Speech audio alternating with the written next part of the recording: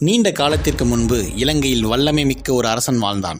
அவன் பெயர் ராவணன். அவன் பலம் வாய்ந்த அரசனாக இருந்தாலும் அன்பும் பக்தியும் நிரம்பிய மனம் கொண்டவன். ராவணனின் தாய் கைகேசி சிவபெருமானின் பெரும் பக்தை. தினமும் சிவலிங்கத்தை வழிபட வேண்டும் என ஆர்வம் கொண்டாள். ஆனால் இலங்கையில் அவளுக்கு பிடித்த சிவலிங்கம் கிடைக்கவில்லை. தாயின் முகத்தில் சந்தோஷத்தை காண விரும்பிய ராவணன் சிவபெருமானிடம் இருந்து சக்தி வாய்ந்த ஆத்மலிங்கத்தை கொண்டு வர முடிவு செய்தான். தாயின் ஆசையை நிறைவேற்ற ராவணன் எல்லாவற்றையும் துறந்து கைலை மலையை நோக்கி பயணம் தொடங்கினான். அங்கே சிவபெருமான் தங்கியிருந்தார். கடுங்குளிரும் கடுமையான சூழலும் இருந்தும் ராவணன் பின்வாங்கவில்லை. சிவனை அனுதினமும் தியானம் செய்தான். தன் பக்தியை நிரூபிக்க தன் 10 தலைகளையும் ஒன்று ஒன்றாக அறுத்து சிவபெருமானின் பெயரை ஜபித்தான். அவனது தியாகத்தை பார்த்த சிவன் அவன் முன்னே தோன்றினார். ராவணா, உன் பக்தி வியப்புக்குரியது.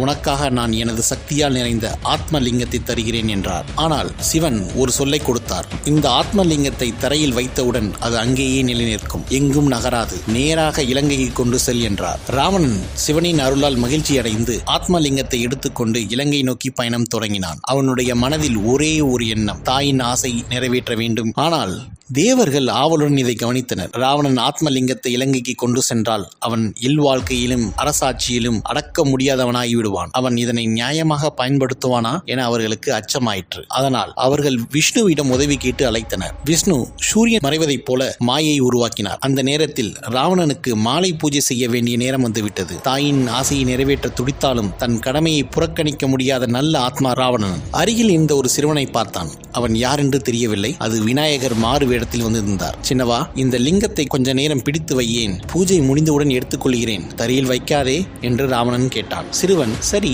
ஆனால் கனமாக இருந்தால் 3 முறை உன் பெயரை கூப்பிடுவேன், நீ வரவில்லை என்றால் தரையில் வைத்து விடுவேன் என்றான். ராவணனும் சம்மதித்து பூஜையில் மூழ்கினான். அறிந்தவாறே விநாயகர் 3 முறை கூப்பிட்டார், ராவணா, ராவணா, ராவணா. ஆனால் ராவணன் தீவிரமாக பூஜையில் மூழ்கின்றதால் கேட்கவில்லை. விநாயகர் லிங்கத்தை தரையில் வைத்தார். அதை வைத்தவுடன் ஆத்மலிங்கம் தரையில் ஆழ்ந்தது, அங்கேயே நிலைநிறுத்தி கொண்டது. ராவணன் அதை பார்த்ததும் பதறி போனான். அவன் முழு வலிமையையும் பயன்படுத்தி அதை எடுக்க முயன்றான். ஆனால் அது அசையவே இல்லை. கோபத்தால் திகைத்த ராவணன் லிங்கத்தை அழுத்தினான். ஆனால் அது ஒரு பசுவின் காதின் வடிவத்தை பெற்றது. அதனால் அந்த இடம் கோகர்ணம் என்ற பெயர் பெற்றது. கோ என்பது பசு, கர்ணம் என்பது காது. கோகர்ணம் என்ற இடம் கர்நாடகாவில் உள்ள மக்களுக்கு அவர்களின் இறந்த சொந்தங்களுக்கு ஈம சடங்குகள் செய்வதற்கான முக்கியமான இடமாக உள்ளது. உதாரணத்துக்கு தமிழ்நாட்டில் உள்ள ராமேஸ்வரம் போல கர்நாடகத்தில் கோகர்ணம். ராவணன் அப்போதுதான் உணர்ந்தான், தன் வல்லமைக்கு மேலே ஒரு சக்தி இருக்கிறது. மனசு உடைந்த ராவணன் தன் பிழையை உணர்ந்து, இறைவா, எனது வலிமைக்கும் மேல் உன் சக்தி,